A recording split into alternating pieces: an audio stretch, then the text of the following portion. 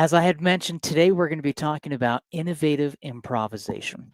So every Monday when we have these weekly online group piano lessons for the piano teachers who have signed up for our weekly online group piano lessons, I try to help them understand more about not just how to learn music theory, how to learn improvisation and composition, but how they can teach those three elements. The three main areas that I like to focus on, of course, music theory, improvisation, and composition. And I like to teach those using cool songs I've composed and essential piano exercise I've created. That's why we have my essential piano exercise series and all of the different books that I've composed. But I do that to help students understand why we're learning theory, why I want them to be able to improvise and arrange and compose. And I like to help piano teachers understand not only how to do it so they can do it for themselves, but how to teach that. And that is one of the biggest, I guess, stumbling blocks that most piano teachers, when I do seminars and presentations all around the world, they have problems learning how to teach music theory, improvisation, composition. So that's why we do these weekly online group piano lessons. Talk a little bit, and for piano teachers, I know most people, it's too early to talk about Christmas music, but I have had several piano teachers ask me about my book, Jingle Those Bells, has 7 different arrangements of jingle bells, and my book, Jazzed About Christmas. Now, these books, I took simple, fun Christmas pieces and I jazzed them up. And in today's lesson, I'd like to talk a little bit about how we can start to learn how to jazz up, and I'm going to demonstrate with Christmas music. I will also be referencing from my book, 100 Left-Hand Patterns Every Piano Player Should Know. There is a Christmas section in this book. So in my book, 100 Left-Hand Patterns Every Piano Player Should Know, we have a Christmas section. Now, they're all in fake book format, but we have 18 pieces that actually, as I get here, everything is written out and notated where you have just the right-hand melody, and then you have the chord written above, and then we improvise or embellish and play around with that. So today, we're going to be using this book to do that. And I'm going to be showing you from these books, Jingle Those Bells, Jazzed About Christmas and Jingle Those Bells. As an example, Jazzed About Christmas, right here, I'll show you. Here we have Jingle Bells. Just a fun, simple piece. Now, these are Christmas songs in the key of C major, early intermediate level students, where I've taken and jazzed up some fun pieces for the students to play. Let me show you. Here we have Jolly Old St. Nicholas. And then we have Up on the Housetop. Here we have Deck the Halls. Joy to the World. And I'll show you how you can access these, all the teachers within your accounts, those who have purchased the PDF books or those who have already become one of our essential piano teachers, where you have lifetime access to everything I have created or I'm currently creating or anything I will create in the future. Those are for the essential piano teachers. That's currently it's $169. The price will probably go up for that. But again, I'm going to show you some of these pieces. Hark the Herald Angels Sing. This is just from my book, Jazzed About Christmas, and they're all fun, simple, jazzed up arrangements. Some are smooth jazz, some are a little more advanced, but we're going to talk about how you teach students how to do this. So first off, let's just go into the book, Jazzed About Christmas, and then we'll go into my book, 100 Left-Hand Patterns Every Piano Player Should Know. But to start off with, I'm going to play Angels We Have Heard on High, if you can see that right there. This is my arrangement. It's found on page 22. Down here at the bottom, you can see page 22. This is from my book, Jazzed About Christmas. You can buy the paperback book on Amazon. The PDF book is available for $6.95 from my website, musicmotivation.com. Let me go to the overhead view, and I'm going to play Angels We Have Heard on High. Now, the melody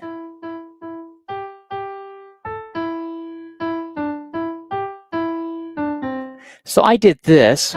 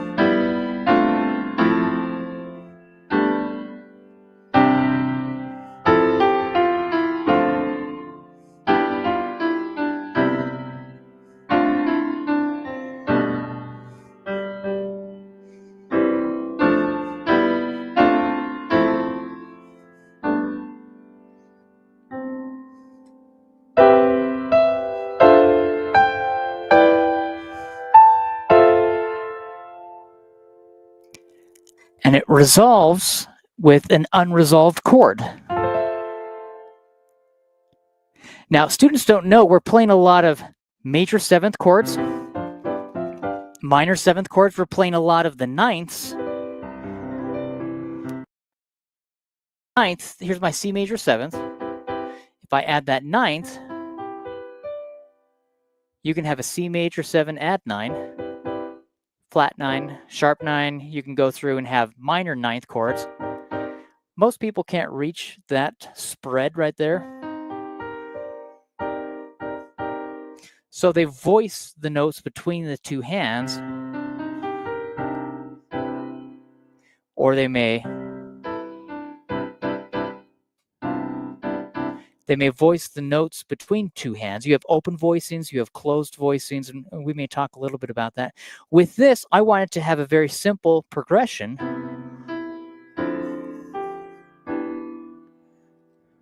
And I'm moving up, if you notice, according to the C major scale. I'm doing the seventh chords, just sliding to the right. That's all I'm doing. So here,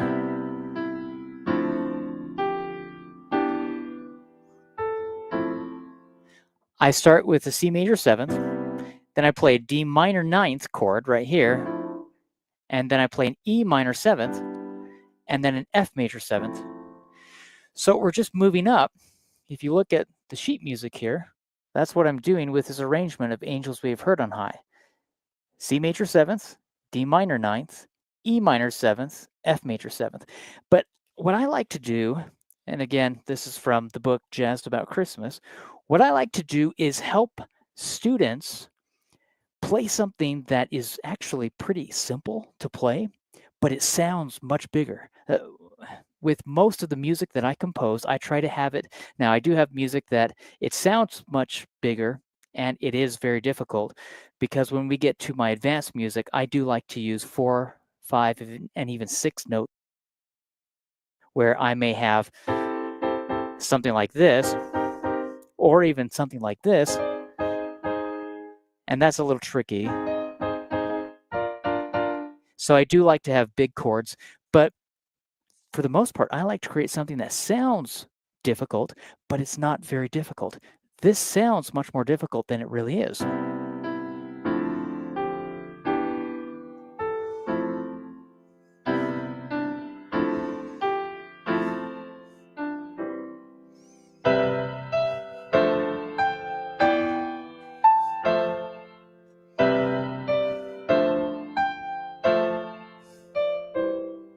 Now, if you notice, I like to keep the melody up on top.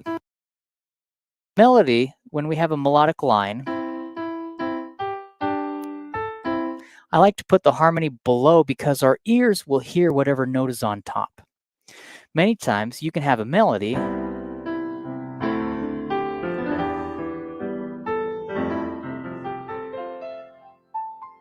I embellished there.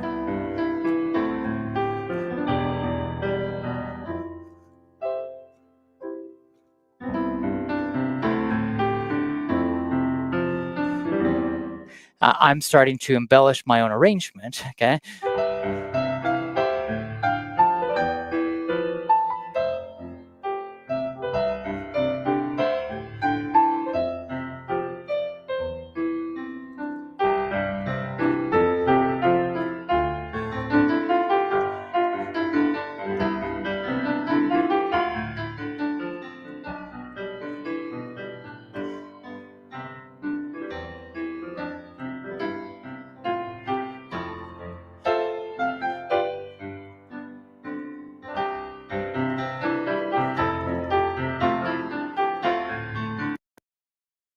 let me show you what I'm doing just for fun. Okay, I'm using this as a guide. I'm using my own arrangement that I did from my book, Jazzed About Christmas, and I'm using this as a template or a guide, and I'm starting to embellish. I'm following with the chords above right here. Most of the time, when you have chords, you can take and use those chords to help you understand what notes you can use as you are arranging. Now, again, this is innovative improvisation. This is how we can take a simple piece. If I came over to my book, 100 Left-Hand Patterns, and I went to the Christmas section, there are 5 different sections in this book. We have 100 songs in fake book format, meaning that we have all of this music where we only have the right hand melody and we have the chords written above, and then you fake it, you embellish. Now, this is from section 3, Christmas music. This is from my book, 100 Left-Hand Patterns. Right here, as you are jumping into this, you can see that we have just the right hand melody. Let's actually go to Angels We Have Heard on High from this book because it's in the same key. It's in the key of C. Let me show you. Okay, this is found on page 65. It also happens to be the 65th piece in the book. That's actually kind of a coincidence. 65 and 65. Angels We Have Heard on High. Now here I have the chords written above, as you can see. And then I have the lyrics as well, when there are lyrics to one of these. And then I have the chords written above the melody. Now, if I were to take that, instead of looking at my book, Jazzed About Christmas, if I were to take that,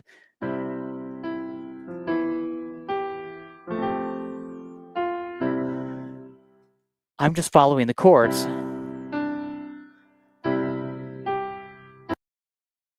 This right here, I tell piano students and piano teachers this all the time. When you have a spot where there isn't a chord, if there's a chord missing right there, you're going to play the exact same previous chord that you had. So here, this is a C, this is a G, C, and then we're going to have a C major chord, and then G. Anytime you have a space where you don't have a chord, it means you're going to play the previous chord. That's all we're doing right there. Sorry, my hands are all cut up from working in the yard the other day. So, but let me play this for you. I'll start back here. This is on page 65, Angels We Have Heard on High. My left hand, it says C for the C major chord, then E minor, then it says C/F. So I'm going to play, in this case, you have a C major chord, but we're going to have F on the bottom. So if I have a C chord with the F on the bottom, since major chord, that would be a C sus4, but we're just going to have a C major triad with the F. I wanted to make it sound a little jazzy. So my right hand is playing the melody.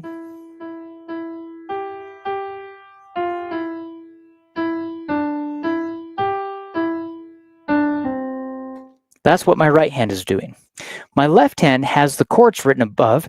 If you want to start off, you don't have to play the chords. You can just play either the perfect fifth interval, starting from C, or the octave interval, starting from C.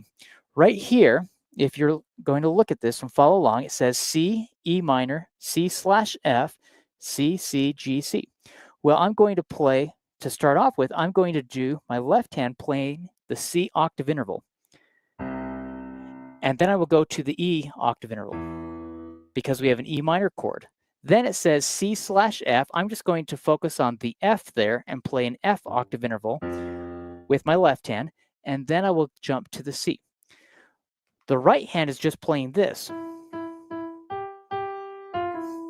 I'm going to do the octave interval.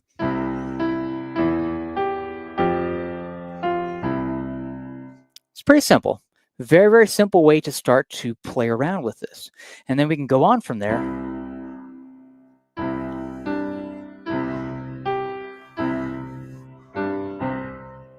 See, I'm just playing an octave interval. That's all I'm doing.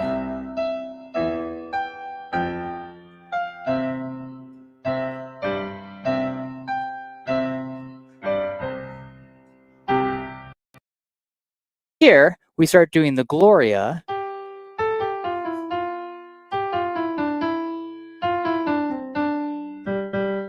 My left hand just is going to stay on the octave interval.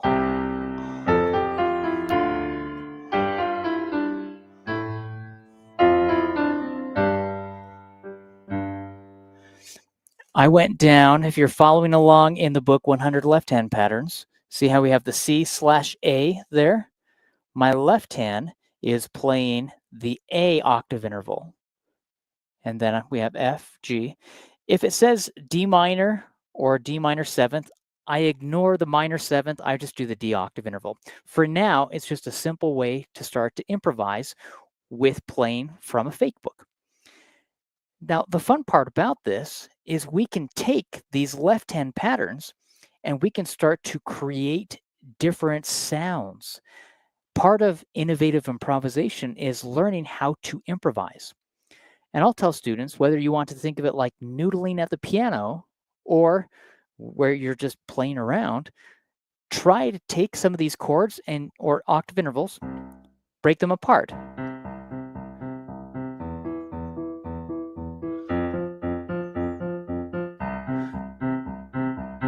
I'm doing an octave interval, 1 and 2 and 3 and 4 and. Those are eighth notes.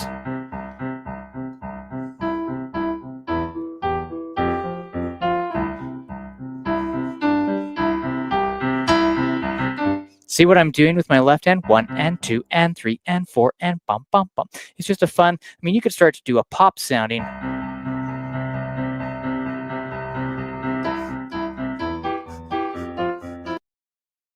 This 1 and 2 and 3 and 4 and it's a kind of a pop sounding piece, variation on this, but I'm just taking the octave interval.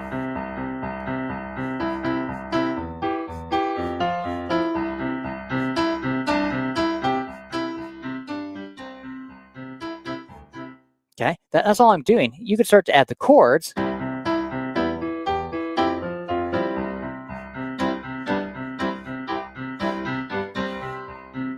My right hand, I started adding the chord below the melody.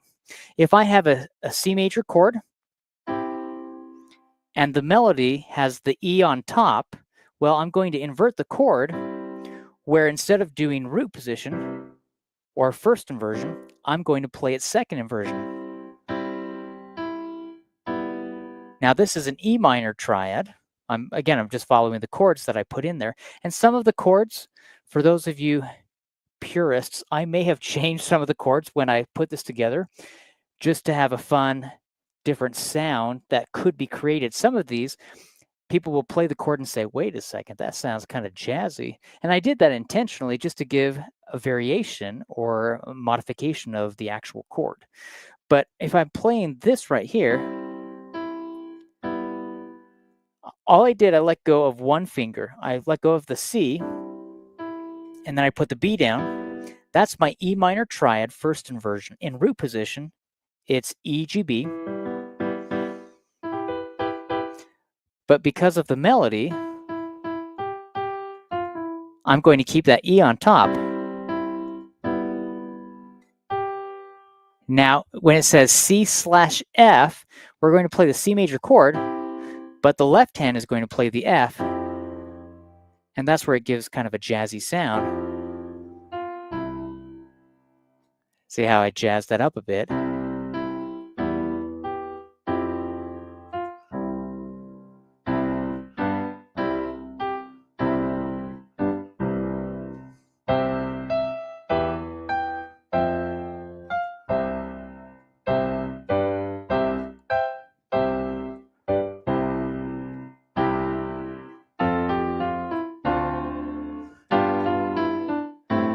Now my right hand is playing the seventh chord there.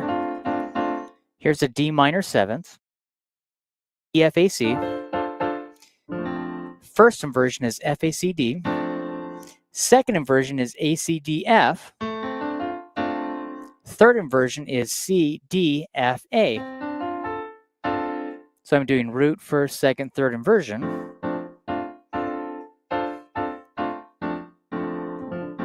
Those are my inversions of the chord. Well, here, instead of playing root position with a D minor seventh chord, or first inversion. I'm going to play second inversion, which is A, C, D, F. And again, that's what I'm playing right there, because the F is on top. So then I have this.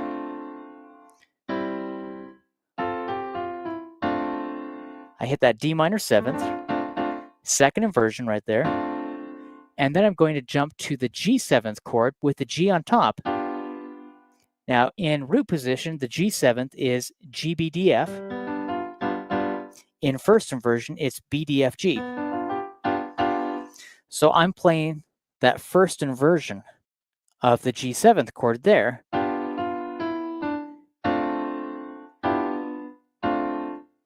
See how I'm going from one chord to the next. Now here I have the A, remember C chord, slash A.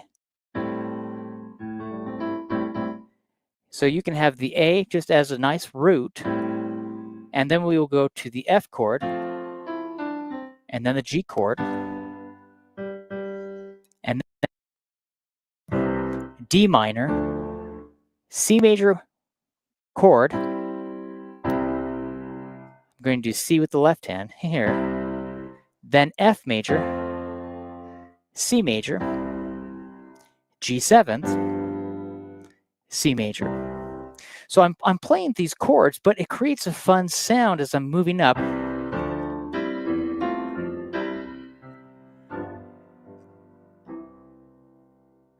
Now, let's have some fun, okay? In this book, Jazzed About Christmas, I showed you how you could take and how I wrote out a simple arrangement of Angels We Have Heard on High. Now, that arrangement there, I'll play it again, it does this.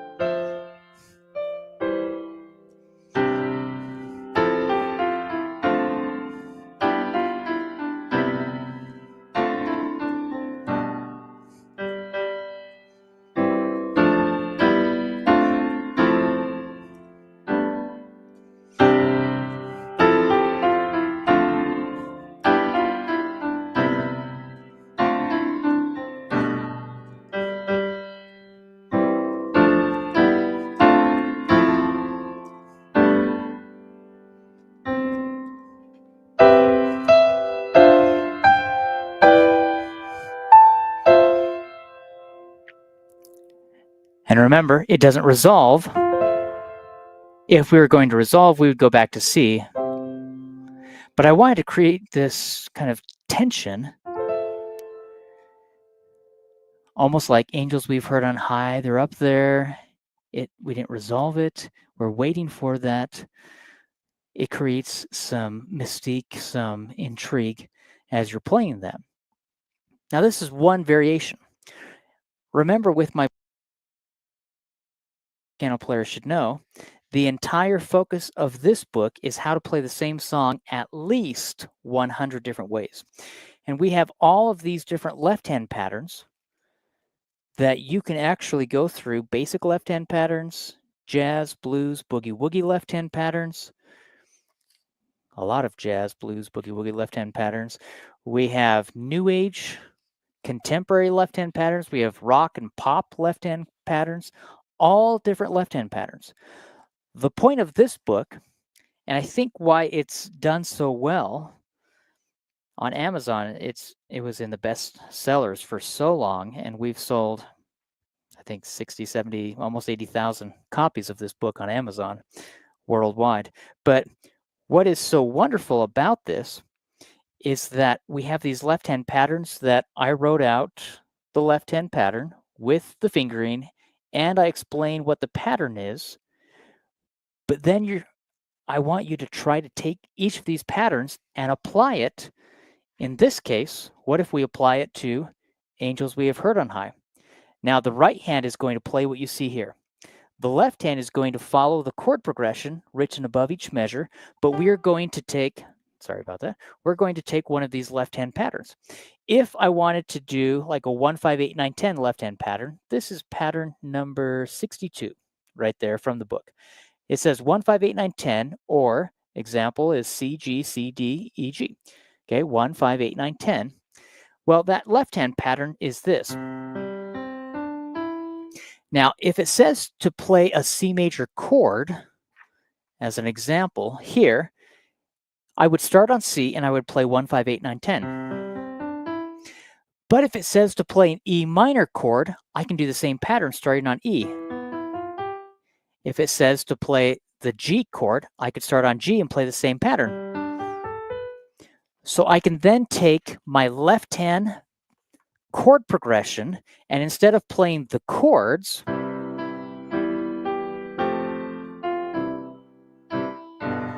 instead of playing that, I could do the 1, 5, 8, 9, 10 left-hand pattern.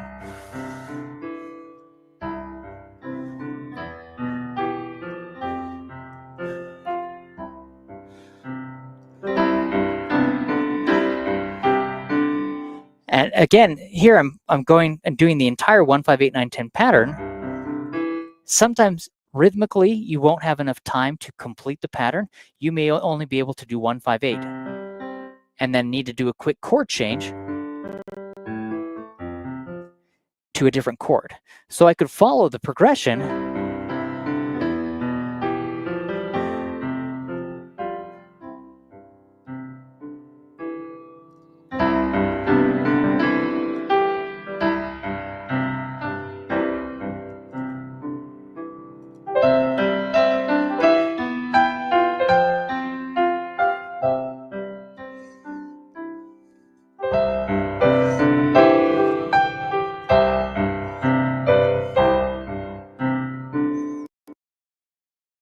is playing 1, 5, 8, 9, 10. Sometimes I'm only making it to 1, 5, 8.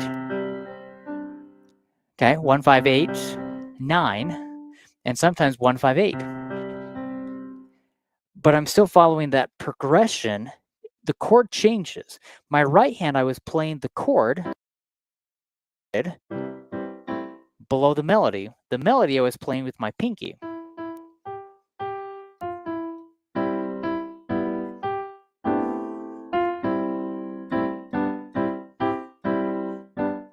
So I'm playing the chord. You think of it like playing the melody and the harmony with the right hand, and then the left hand is free to embellish. And again, I'm just doing a 1, 5, 8, 9, 10 pattern.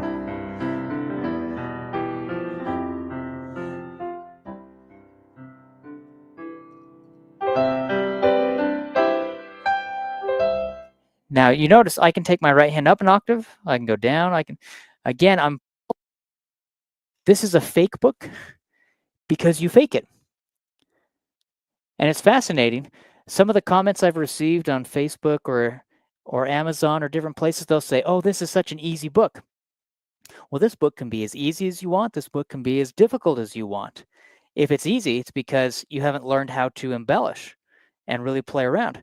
I could follow the chord progressions, and instead of playing the triads with the right hand, I could play octave chords with the right hand. So then instead of just doing this, I could do the full octave chords.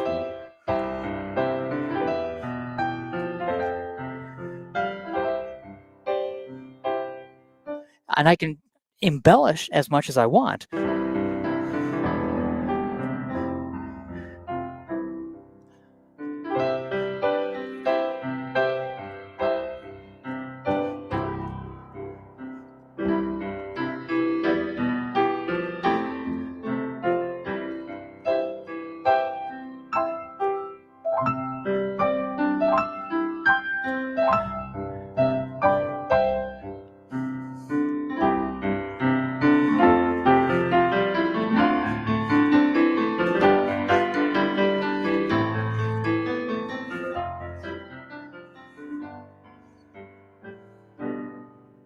Now, sometimes because of the speed, remember, I didn't do 1, 5, 8, 9, 10. I would just do 1, 5, 8. wherever I start, the chord that I start on is always going to become 1. So C could be 1, and if I did 1, 5, 8, it would be C, G, C. If I have a D minor chord, then I start on D, and I play 1, 5, 8, D, A, D. If I start on E, I play 1, 5, 8, E, B, E. 1, 5, 8. If I start on F, I have F, C, F. Start on G, G, D, G. This is only with the white keys. You can do this in every key signature. If I did 1, 5, 8, 9, 10, starting on every key, moving up chromatically in half steps, I could play in every key.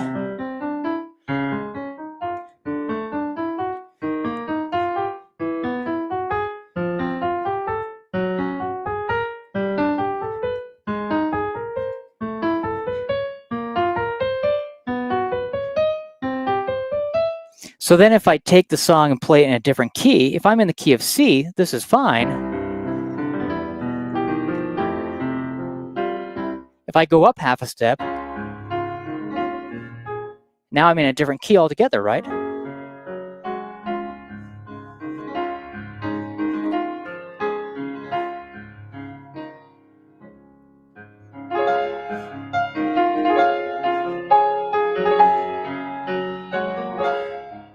Now I went from the key of C to the key of C sharp. If I want to do the same thing in D,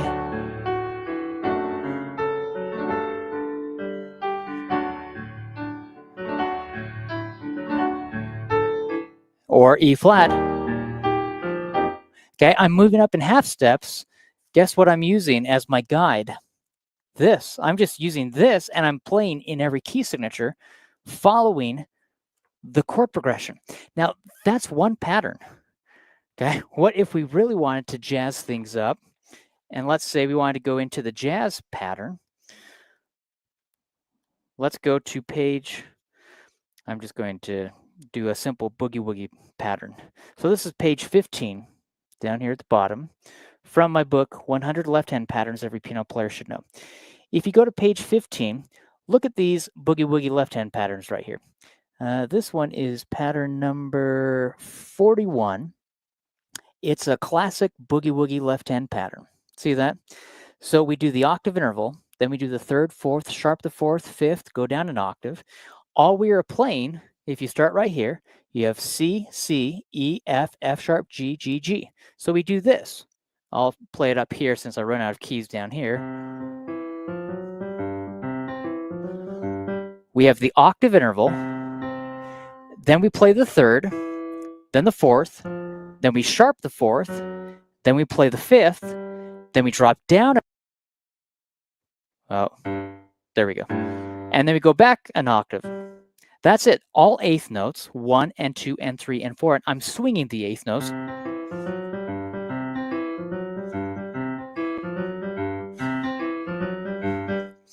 That's my pattern right there. See that? 1 and 2 and 3 and 4 and. That's my left-hand pattern. Again, this is just from the book 100 Left-Hand Patterns Every Piano Player Should Know.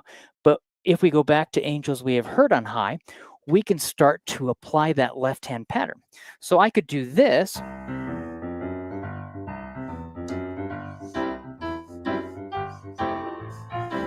Now, some of the chords, because they're quick chord changes, I didn't have time to go down to the E minor. I could,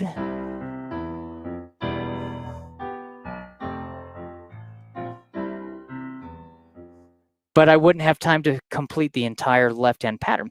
If I want to complete the left-hand pattern, what I need to do is say, in this measure, I'm going to just stick with C and ignore E minor, stay on C, okay? Ignore the G. So I'm following the left-hand pattern. I'm still following the progression, but I'm doing this.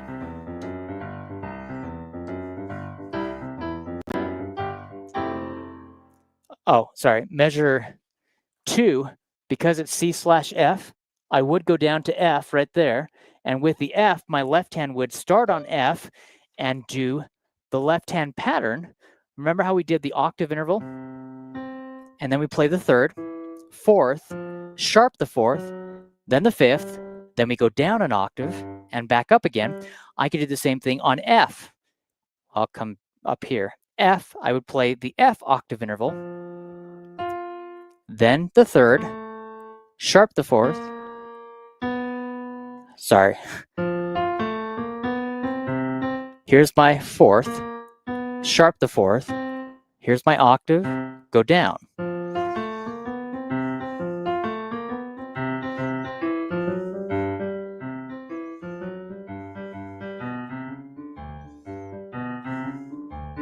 I could do that starting on C or C sharp or D, and it's a good exercise to practice doing these left-hand patterns. I wrote them out in the key of C, but I encourage students, take it up half a step. Try it in every key signature.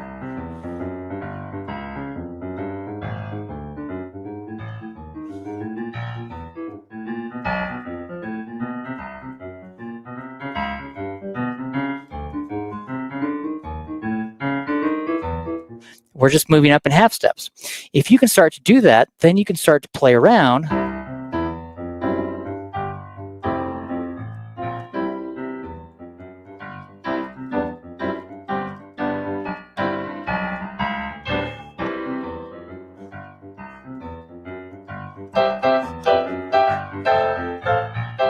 Now, you can change the rhythm. If you notice, I started jazzing up the rhythm and modifying. You'll follow the left-hand pattern. If you have this, you may need to change the rhythm to be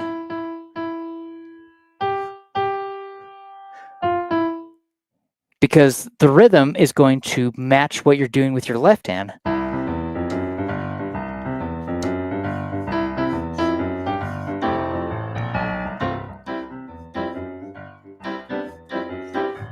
See how I'm mixing and changing the rhythm instead of just staying with the traditional rhythm.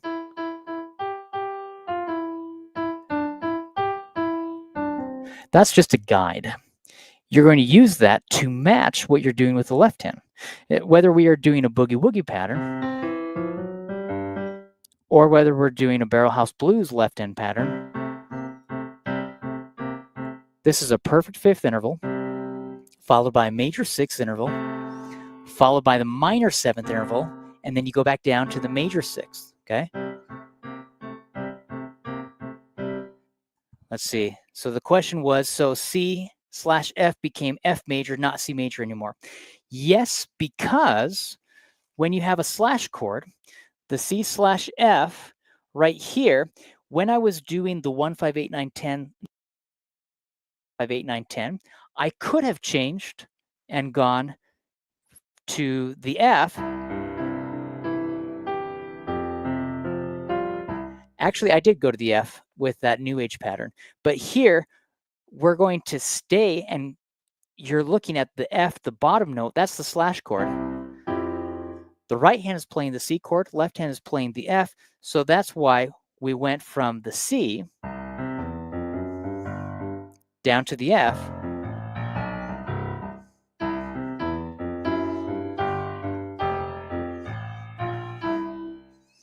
But try it staying on the C. That is what is so fun about a fake book. You're in control. It still works. It sounds better with the F.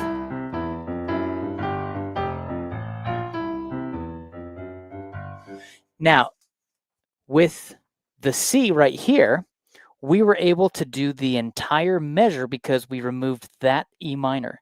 With this F chord right here, we only have half a measure, see, because it quickly changes back to the C. Now, you could complete that if you wanted. You could complete that entire passage.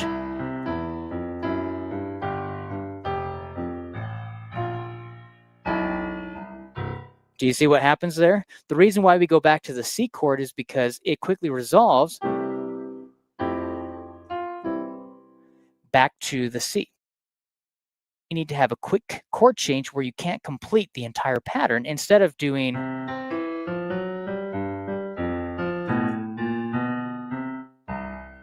completing that entire left-hand pattern, I only have time where I could do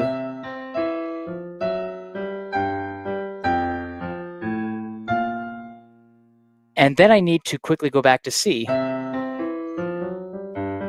make it sound congruent.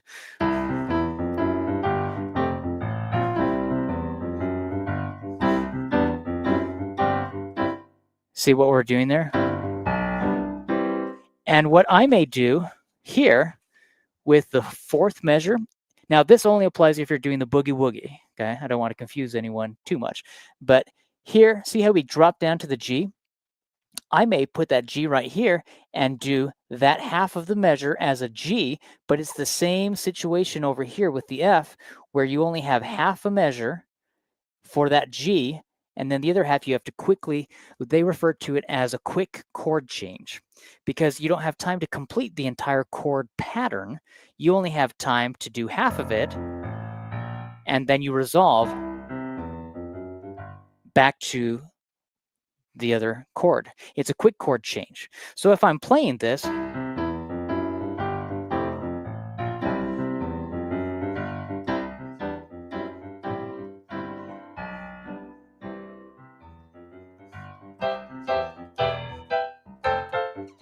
now you can mix and match. If I were playing it, I might do the boogie woogie left-hand pattern, and then I may throw in some octave intervals.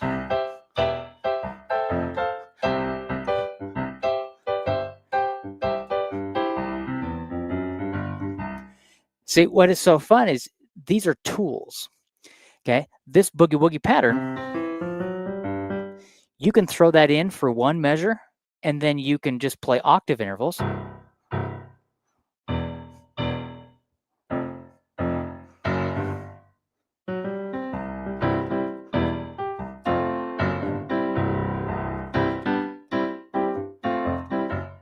So you can mix and match. If I were going to do a specific style, now obviously it might sound weird if you try to do that with something new age-ish.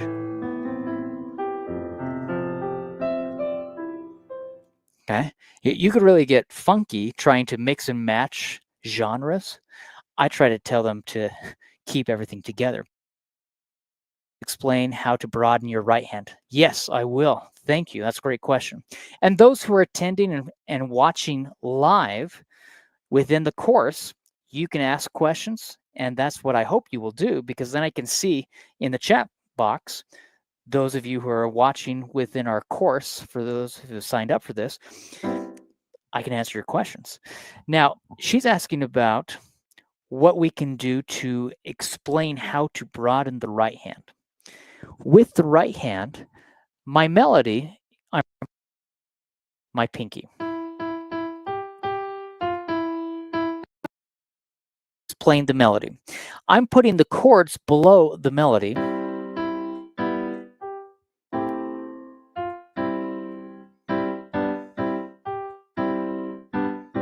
So my chords are below the melody. The melody is being played with the pinky. And I'm just following the chords that you see up there. So I have a new book I'll be coming out with first of the year, and it's called Essential Fake Book Fundamentals Every Piano Player Should Know. And it's teaching students how to play from a fake book. There are 5 main areas that I talk about and focus. Phase 1, Phase 2, Phase 3, Phase 4, and Phase 5. And in this book, and there will be a course that I'm going to start up in December and January, where we're going to have a course teaching students how to do this. But the 5 main areas, by the time you hit the 5th and final stage, that's more of the professional level, you are playing the melody with your pinky, you're playing the chords beneath, but then you're embellishing the right hand in addition to embellishing the left hand. So if I am playing the melody,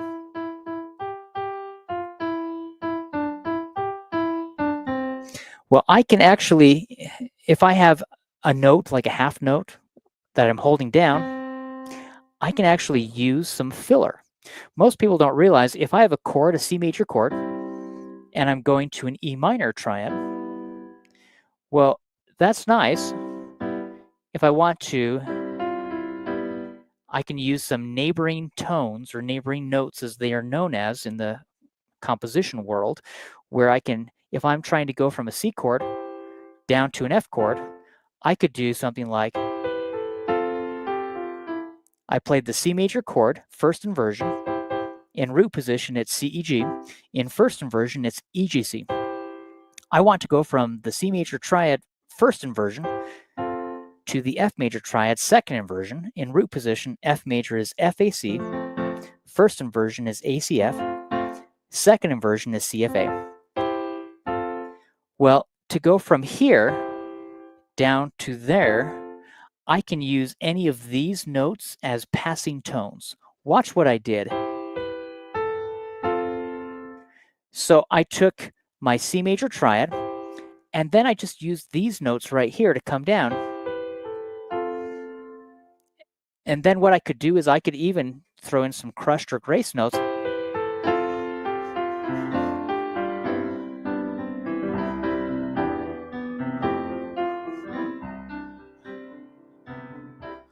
I'm doing that much faster there, but I'm going from the C major chord here down to the C major chord in first inversion, second inversion to first inversion. Well, I have all of the notes from here to there at my disposal that I can use any of those notes.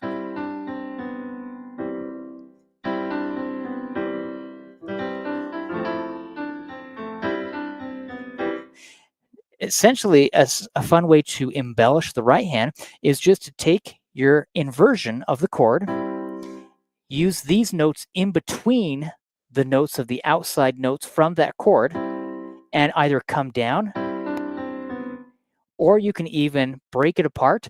Many times, whatever the third finger of the chord is in whatever position, you can use the of that as kind of a crush note. See how I'm coming? I play the B to the C, and then I play D, C, B.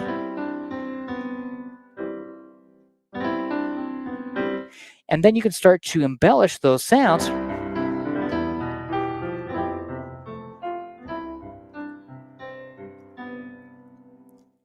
I'm trying to go from one note to the next note. Instead of just playing, I can do a filler note in between. And if I want to elongate that, instead of just stopping there, so I played E, D, C, B, C.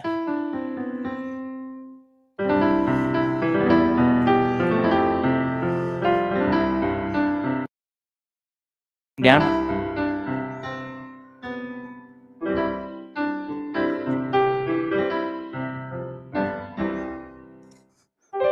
Now, I'm doing this in kind of a new age-ish, jazzy-ish style.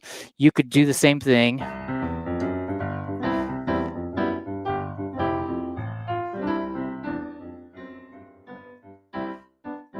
You could do it in whatever style you want. Depending on what we're doing with the left hand, depending on what we are doing with the right hand, we can actually change not only the style and the genre, we can actually change how we want the left hand or the right hand to react with each other. And that is what is so nice about that, because we can actually kind of navigate where we're going with this piece. Do you want to ascend and go up? Do you want to have the notes descend and come down? See, it puts you in the driver's seat, so to speak, because you can then take and say, I want to have my melody kind of fall down or rise up. And so the right hand, you can start to embellish the right hand just as quickly and easily as you can the left hand. And that is what is so great about doing this. That's how we improvise, innovative improvisation. Let me go back to the overhead view again, and I'll show you. And we can do this with other songs. I just was sticking with this song. I mean, you can play it as many different ways as you want. If you did that Barrel House Blues left-hand pattern, and when I say Barrel House Blues left-hand pattern, again, if we go back into my book, 100 left-hand patterns right here, if I go back to page, we'll go to the jazz section, and we'll just look at a simple, okay, right here, page 10. in the book, pattern number 14 has a perfect fifth interval followed by a major sixth interval. And we go back and forth. At first, I show how to play it with quarter notes, and then I show how to play it with eighth notes. Well, that's a perfect fifth followed by a major sixth. Right below it, pattern number 15, followed by the major sixth, perfect fifth, and then the minor seventh interval. So what happens is we start doing these patterns. Now, you can use your thumb and pinky the entire time. It's a lot of work for your thumb, and my thumb gets tired if I do that. So if I put my second finger here, then it gives my thumb a break every now and then. And it helps if I'm going up to the B flat with the minor seventh interval. And then we can do variations. If you look down at pattern number 16 from the book, right there, we have the perfect fifth interval followed by the major sixth and then the minor seventh, and then we return back to the major sixth. And then we can do a variation on that. Okay, if you look up here, look at this variation. This is a 50s rock style sound. We have the perfect fifth followed by the perfect fifth, the major sixth, perfect fifth, minor seventh, major sixth, perfect fifth, major sixth, perfect fifth. So it creates this fun sound where we start off with this, and then we can do this, and then we can do this.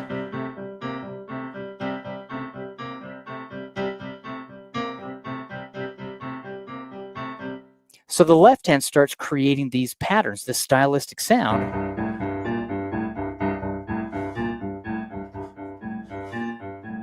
Now, again, if we go back in the book to Angels We Have Heard on High, I can follow the chord progression using that 50s rock. They refer to it as a barrel house blues left-hand pattern.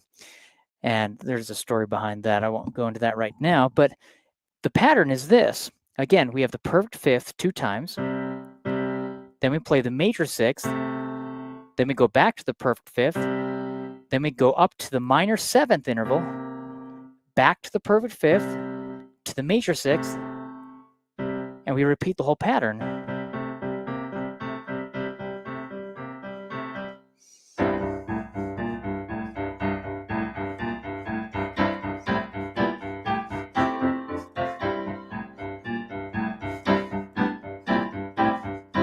Now, again, I'm just going through and playing, following the chord progression, but we're doing this 50s rock style.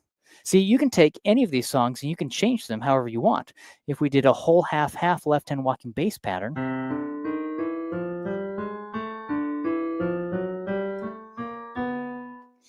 well, this is representing or mimicking a walking bass, the bass player. Okay, they refer to it as a whole half-half left-hand walking bass pattern. Actually, I believe I have the left-hand pattern in the jazz section. If you go back, yep, right there on page 12. Look at that. Okay, page 12, look at this. It's the whole half-half left-hand walking bass pattern. That is pattern number 25. The whole step from C to D is a whole step. From D to E flat is half a step. From E flat to E natural is half a step. Now you can start this anywhere. If you start it on any of the notes, I'm starting on C and playing C, whole step, half step, half step, and then F, whole step, half step, half step, D, whole step, half step, half step, G, whole step, half step, half step. I'm just following a progression.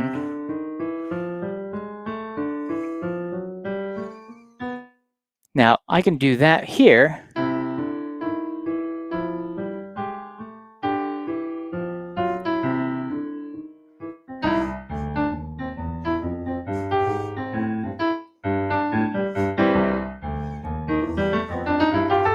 This is where we start embellishing the right hand when we do a pattern like that. Now, what I was doing, and again, you can take the melody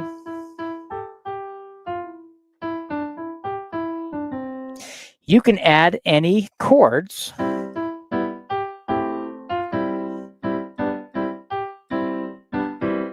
You can add the chromatic scale. So you can add the major blues scale. You can add the minor blues scale.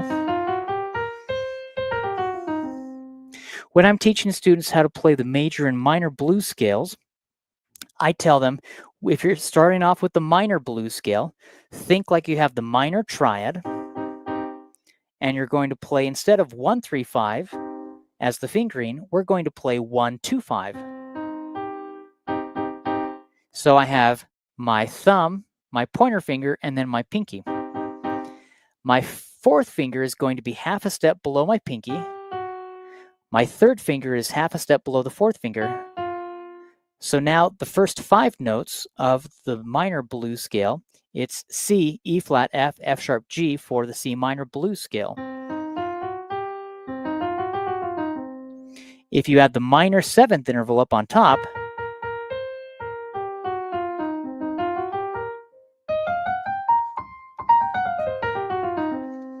that is the C minor blues scale. It's actually, you can think of the major and minor, and we've talked a little bit about how the major and minor are related. This is, again, we have the major blues scale, we have the minor blues scale. They actually are related to each other. If you think of C minor blues scale,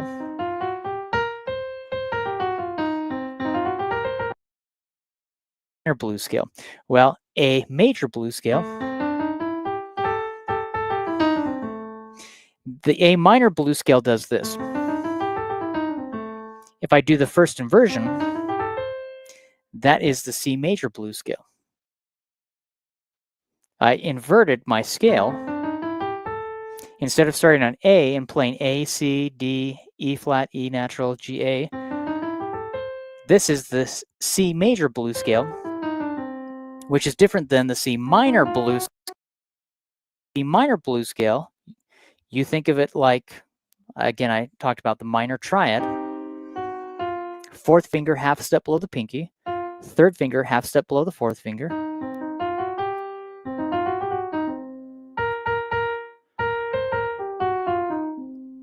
Now, play this. This is a C6th chord root position, C, E, G, A. If I put the C up on top, this is a C6th chord first inversion. Now, if I have a C and D, this is a whole step, and then I have half a step. So C, D, E flat, if I play that, and then I play the C6 chord first inversion, that is how I create the C major blues scale.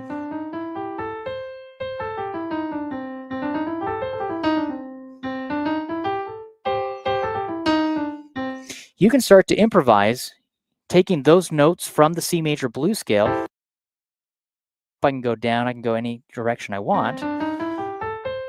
But you can start to use those notes to play around. If I were doing this,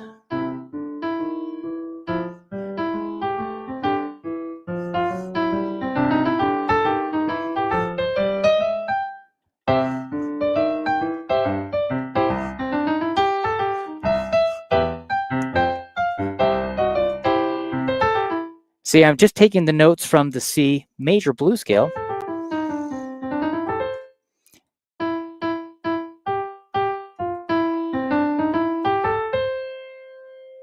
Instead of holding that half note right here, I did the full C major blues scale. So watch, I'm playing the melody here, and then when I get to this, I'm going to play a C major blues scale. I'll just start at the very beginning.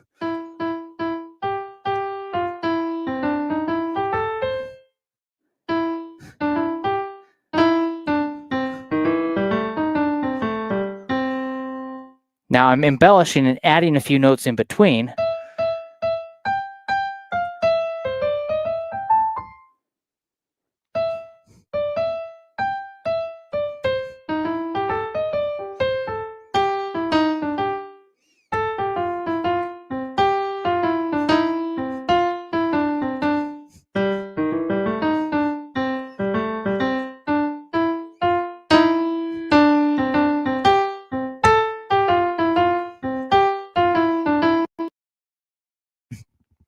See how we have a half note? Instead of holding that half note the entire time, I played the G, and then I dropped down to the C. Okay, so watch. Let me come back up here. Sorry, it just needs to focus a second. On the G right there, that's what I did. I played the G, but instead of holding that out, I dropped down to the C.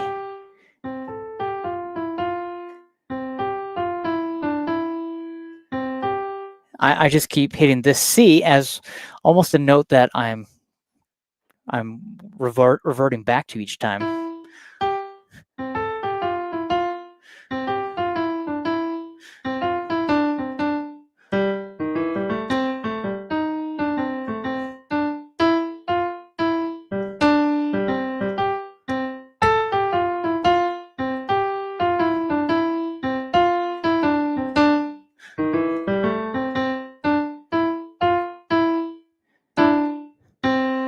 Now, I specifically tried not to use any chords because I wanted you to see what I was doing with the melody.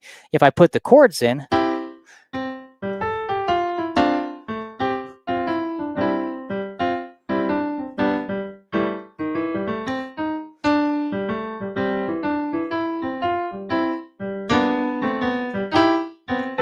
I could really start to embellish.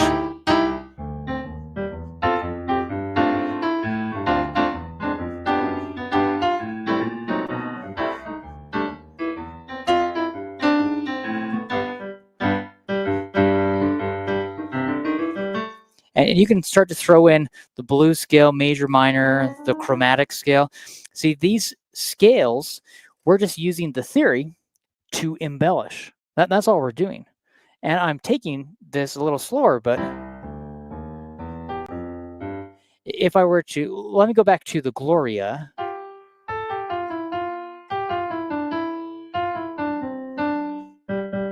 Okay, remember, I'm going to do this.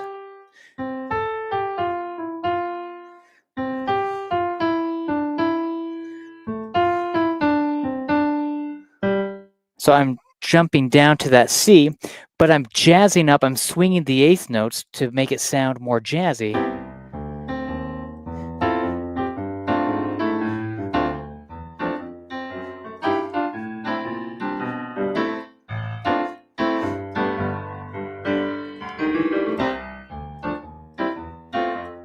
My left hand is doing that whole half-half left hand walking bass pattern.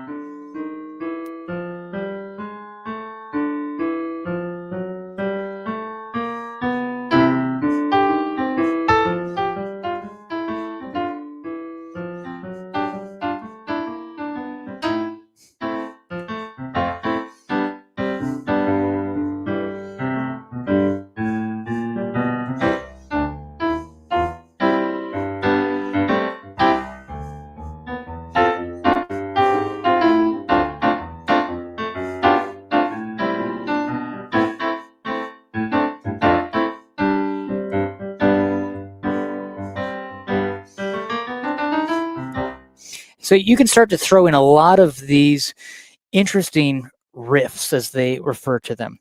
And it's just fun. If you were trying to do that Barrel House Blues 50s rock pattern, you could start to throw in this.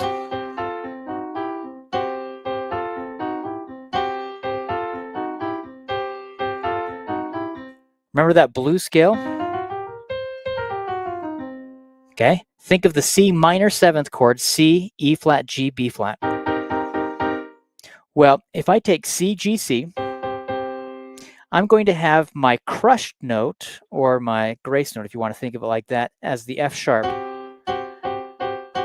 All I'm doing is sliding from F sharp to the G. I'm swiping.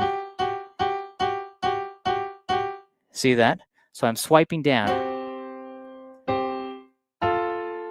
Now this is technically my F major chord. I'm using these two fingers because I'm going to rock, and then I'm going to play the C major triad, but I'm going to swipe from the E flat and the G flat and the E flat up to the E and G. And you can try that where you just swipe, take the E flat with the G flat, and we're just using the second and third fingers, and we're going to swipe to the E and G natural.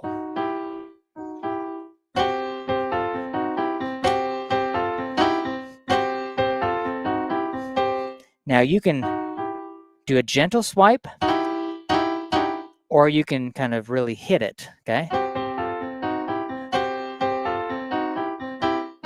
One is known as a hammering, and it's to mimic the guitar when the guitar is swiping up. But then you have things like this.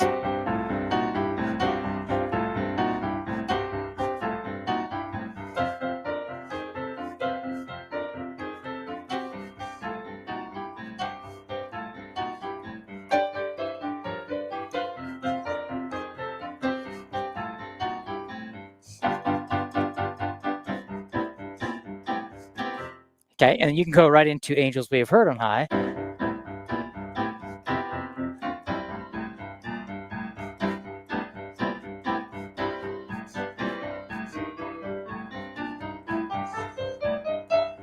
Okay, now I'm mimicking, my left hand is my pattern I'm following.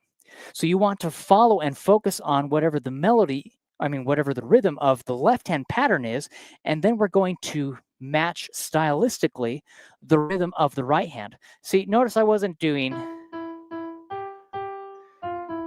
I can't do that melody, that rhythm. It completely changes the style. So with the right hand, I started doing.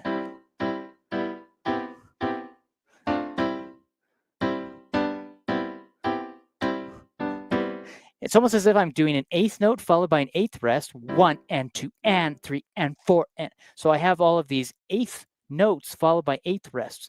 See, if you look at the melody with the rhythm we have here, these are all quarter notes. 1, 2, 3, 4, 1, 2, and 3, 4. Well, that's great if you're playing it as it is. If you start jazzing it up, if you do this with the left hand,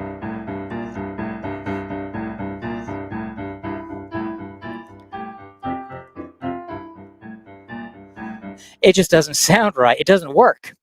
You need to modify the rhythm of the right hand.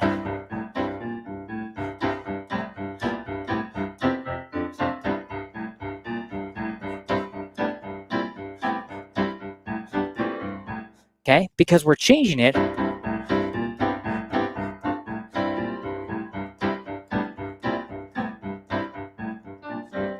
That's what we're doing, is we're trying to keep this left hand going. And it creates a 50s rock style. Now, again, you can try to do that with the right hand. And then you can use those periodically to embellish or improvise. If we're doing,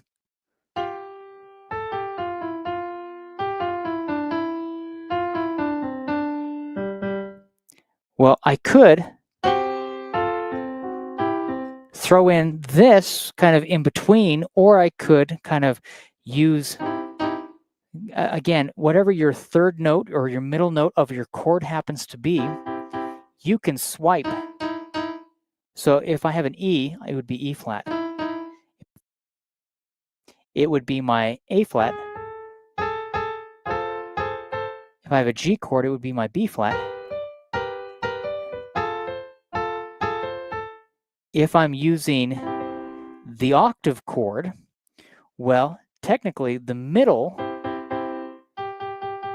is going to be right here. Then it would be the G flat to the G natural. If you're on the F, this is your middle of the chord, so we're going to use the B natural.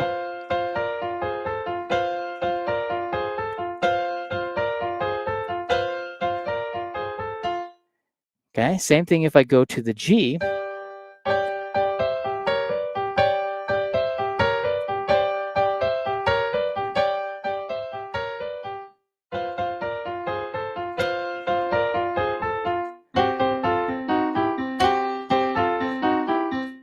Now, technically, that 50s rock pattern It's not in my 100 left-hand patterns.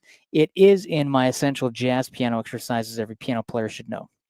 So it is in there. If you go to the essential jazz piano exercises every piano player should know, I even have some compositions that I compose where I play that actually.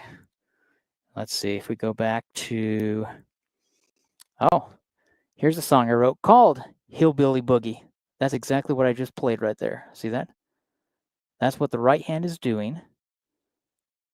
Now the left hand in this is doing a walking bass left hand pattern, but the right hand is doing this.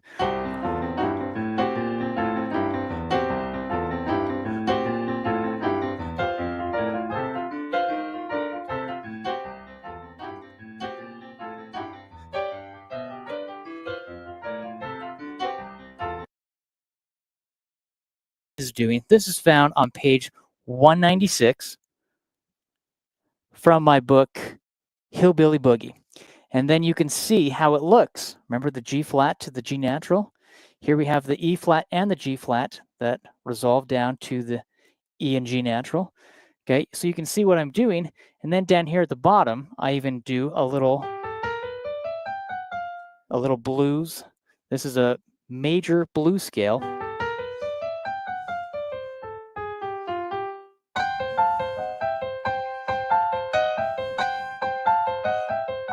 Okay, so that's a fun pattern. Again, that's from Hillbilly Boogie, a nice little jazz piece that I composed.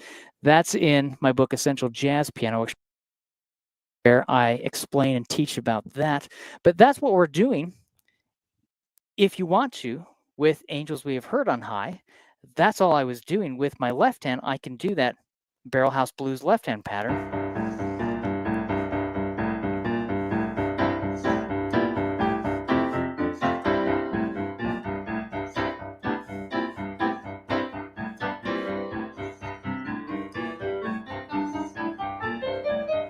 Yeah, you can start to throw in the want. You could start to do.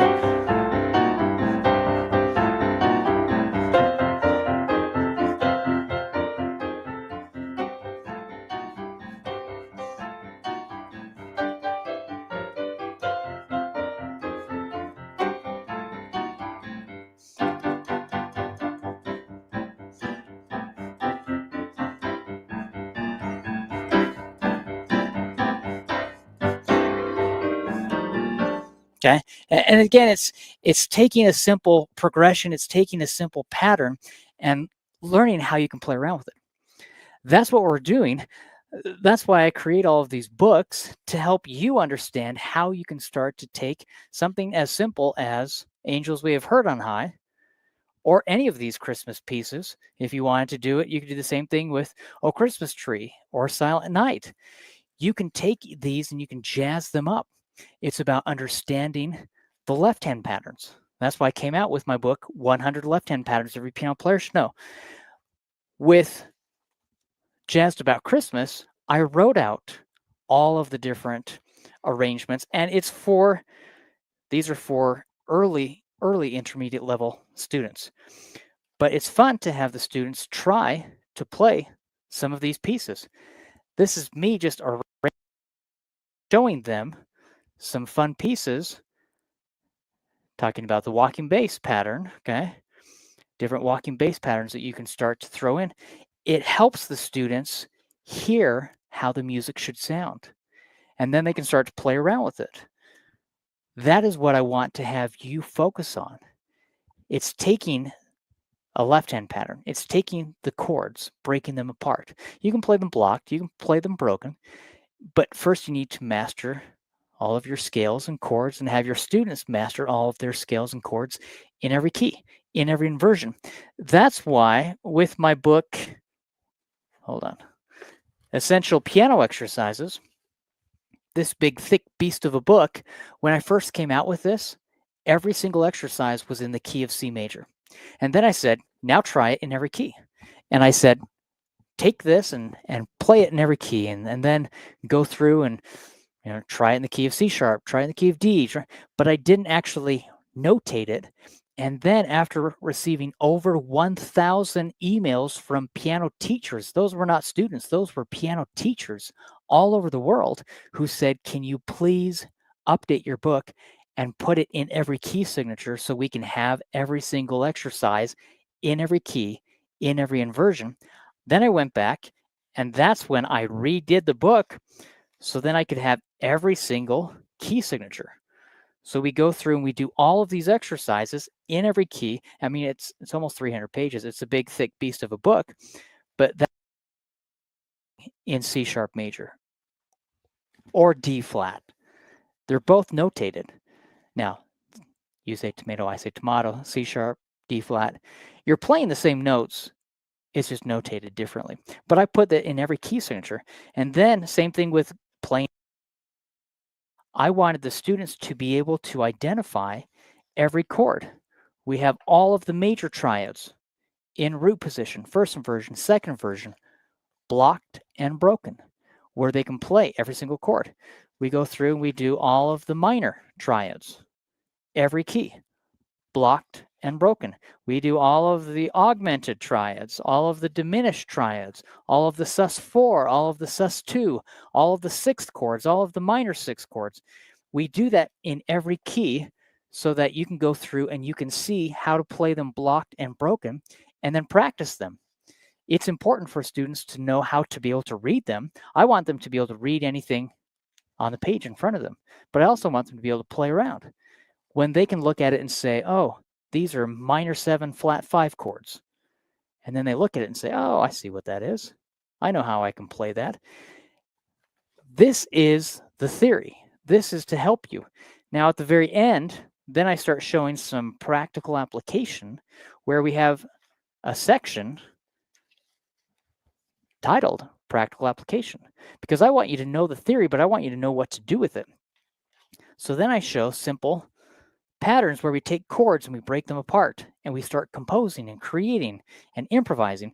And then I show you 12 cool songs from my cool song series where you can actually see how I have composed and put it into practice. Now, all of my cool songs, we have over 200, I think, cool songs that I've composed in my cool song series. All different styles, all different genres. Most of them have backing tracks, so students can play along with the fun background tracks. And it's fun for the students to do that. Let me quickly show you. I'm going to share my screen for a second, and I will go into my website, Music Motivation. Okay. Can everyone see that okay? All right, so this is my website, musicmotivation.com. Now, right here, this is actually, I'm logged in right here at the dashboard. Let me share this right here. When I click on that dashboard, it will actually open up this page right here. It has the dashboard, community, courses. Those who have purchased any of my courses, they can actually click on the courses. Any of my Customer for Life or my Essential Piano teachers, they actually have access to all of the courses I've created. Now, all of the courses, you can click on any of these courses right here. And then when you click on the courses, you'll be able to access and watch all of the videos. If I want to, let's say I want to go into this Essential Piano Exercise course. If I click on this, I can actually, it's taking a second, sorry. When I'm streaming, sometimes it can take a little longer. There we go. We can go in here. Now, I'm uploading more and more videos every week to each of these sections from within this. Okay, we'll be coming out with the Fakebook Fundamentals soon, Essential Fakebook Fundamentals. But we have the introduction. Right here we have Essential Piano Exercises. If you click on that, it will open up this. You can download the PDF book. Then it has all of the videos of me demonstrating and teaching how to play each of the exercises from each of the individual pages within the book. At the bottom, we have these red tabs. This is tab 1. That's where we are. If you go to tab 2, it will take you to the second tab or second page where you can then access and watch all of the video lessons for each of these. So you can click on those and you can watch each of the video lessons where I show you and demonstrate how to play these exercises. Okay, if I want to at any time, I can go back to, I can click here and it'll take me back to the Music Motivation Customer Center page. Now, of course, this is up where it says dashboard in the right-hand corner. Ordinarily, it will say log in. So I'm logged into my account. But you can actually, on this page, if you scroll down, you can access all of the courses here. If you scroll down below that section, it has all of the PDF books right here. You can click on each individual PDF book to download any of the PDF books. So you should be able to click on the cover, but if you click down here where it says the title, now this is only if you've purchased these books. If you haven't purchased these books, then you won't see all of these here. If you haven't purchased the courses, you won't see it here. But if you are one of our essential piano teachers and you have access to everything, or one of our Customer for Life members, and those who have clicked on the piano teacher here or under the shop section here, you can see where it says the Customer for Life or piano teacher. So here I can click to download Jazzed About Christmas. Now, if you scroll down, it will have additional boxes. I have 25 pages of books. Some are individual sheet music, some are MP3 minus tracks that you can download. So there are a lot of pages. So if you click on each individual page, those who have access to everything, there's a lot in there. I admit, if I click on Jazzed About Christmas, since we were talking about this, if I click download now, do you see how we have up in the right-hand corner, we have this, oh, I guess you can't see that portion of my screen. I have a download arrow up here, and I can click on the download arrow, and then it will open this up, and I can open it up into whatever format. I have Adobe Acrobat, so I can open up as a PDF, but it's a PDF book. You can download it, and then you have access to everything. If I go back up, again, I'll show you right here. If I come here and I want to go to the Cool Songs series, all of these PDF books, we have video lessons, and we have accompanying minus tracks. So you can click on this, and then it will take you to the Cool Song series page. We have the beginner level, the Apprentice Stage. We have the early intermediate level, the Maestro Stage, and then the Virtuoso Stage. If you click on, let's say I go to the Virtuoso Stage, and I click on this box right here, it will open up the Virtuoso Stage. When it opens up the Virtuoso Stage, you can download all of the PDF books. So there's a tab here. There should be an image. I don't know why that's not there. There should be an image here, but you can click on this, go to download the PDF books. You can download all of the MP3 minus tracks. These are, each one is an individual zip folder. Look at that. Within the zip folder, you have the PDF sheet music, you have the MP3 minus tracks, 3 different versions with piano at full speed, full tempo, without piano at full speed or full tempo, and then you have the practice. Right down below, you can click on each individual video lesson. Oh, here's Hillbilly Boogie that I was just talking about. So I have a video lesson where you can actually watch me teaching you how to play Hillbilly Boogie, and you can play along with the minus tracks. Here I showed you in the book Hybrid Hero. If I click on Hybrid Hero, it will open up that video. And again, at the bottom, we have all of those pages where you can see additional pages. So there's a lot in there. Okay, so down here, look, Hybrid Hero. Okay, and then we have, you can click on this to download the sheet music. Here, if you click here, you can watch the video lesson where I'm demonstrating. It may not allow me to show that just because it takes up so much memory when I'm streaming something, so that may not allow me to show that. But you can click here, download the PDF. You can listen to it at performance speed with the piano.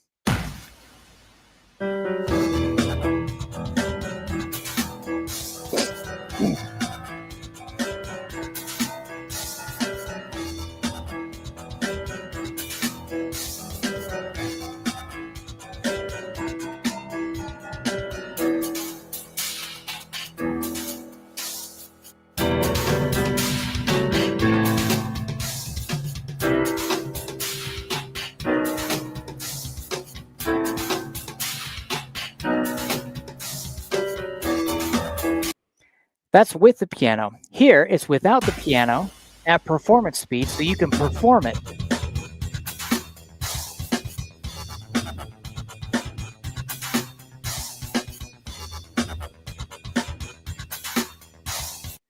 Here we have it at practice tempo,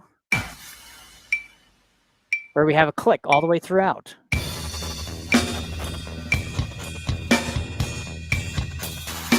The speed has been cut in half, so you're not playing at performance speed. This is practice speed. Instead of 120, it's 60, where it's much slower. Let's see, you asked where can I find Jazz Xmas? That is the Jazzed About Christmas. I don't have a Jazzed Xmas. Yeah, it's Jazzed About Christmas book. And that, if we go back up, I'll click here to return to the Customer Center page. And again, once you're logged into your account, if you scroll down below these are where all the PDF books are, right here. See that? So this is the Jazzed About Christmas book right here. Technically, you should be able to click on the cover. It's not letting me for some reason. But if you click where it says Download Now, Jazzed About Christmas, if you click on that, it will instantly start downloading. And see right now on my computer, it says downloading, and then I can click to open it up in the new file and then print off the PDF book. So yeah, that's the Jazzed About Christmas book. Hopefully that helps. But yeah, you can, if you've purchased my Perceptions, Parables, and Pointers book or my Poetry That Motivates book, they're all here as well, all of my motivational poetry books. Now, if I go to the next page, I do have to scroll down and then see, I can see all of these different books that I've published. Hymns of Exaltation, Platinum, Sea Fever, Ghosts and Goblins, Freaks and Ghouls, Jingle Those Bells. There's a lot, I'll be honest with you. As people start, and I'll stop sharing this, as people really delve into, let me come back to this view right here. As people start, I've created, we have over 40-something books that I've come out with. And many times people are shocked by how much content there is. And I've even had people who have told me, I've purchased your Customer for Life, or I've purchased your Essential Piano Teacher Lifetime Studio License, and I don't know if I'll be able to get through everything that you've come out with already, let alone everything that you continue to come out with every month. And I said, I know there's a lot in there. And I'll keep coming out with a lot more. I just love creating and composing new music. Every day I'm composing new music. Every month I'm coming out with new books and new albums. And so I enjoy doing that, but it's fun for you to go through and just, you can pick and choose and say, oh, I like this, I like that. Someone may really enjoy my jazz music. Someone may enjoy my new age or classical music. Someone may prefer all of my meditation relaxation music, and then the books that go with those. And I have videos that I create on my YouTube channel where you can watch the official music video for each of the pieces from my albums. And so I try to create as much content as I can to help you learn better and to help you really have fun. Hopefully this has been fun. I would like to end by actually, I'm going to pull this up. This is a Motivation in a Minute book that I wrote a few years ago. And it's kind of fun. It's a fun book because what I did is I have photography that I took. I love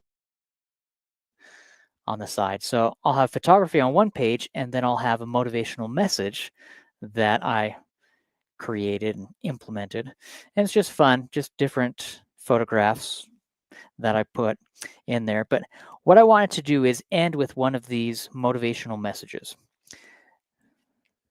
We're going to read this one today to end our lesson. This is a photograph that I took, and this is titled, You Are Stronger Than You Think. So I wanted to end with this one.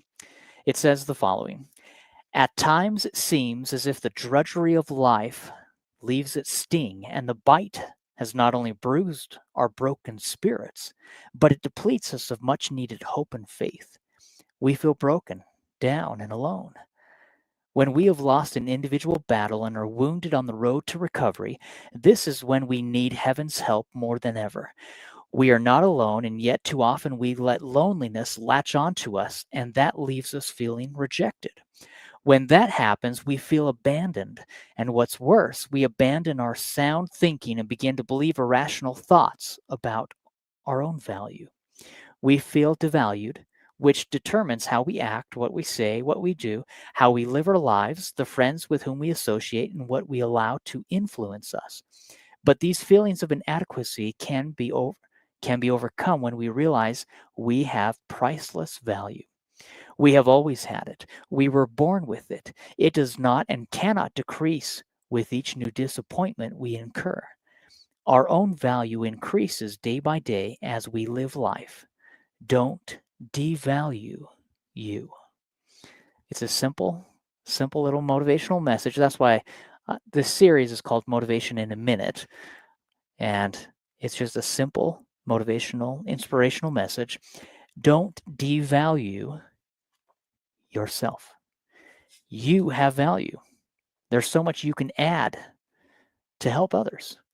So think about that, and it impacts the way you think, the way you speak. It impacts what you do. It impacts how you live your life, and that can change your entire destiny. Hope you have a great day. Thanks for everyone who attended live. On Thursday, we will have our essential piano lessons for the Apprentice Stage, Maestro Stage, and Virtuoso Stage. And then next Monday, we will have week 4, where we are going to be talking about creative composition. And we're going to be focusing on how to start composing music of your own. And I can start to show you what I like to do when I'm creating and composing music. And we'll come up with some fun ideas to help you compose music of your own. Hope you have a great rest of your week. Thanks so much. See you later. Bye. You're welcome.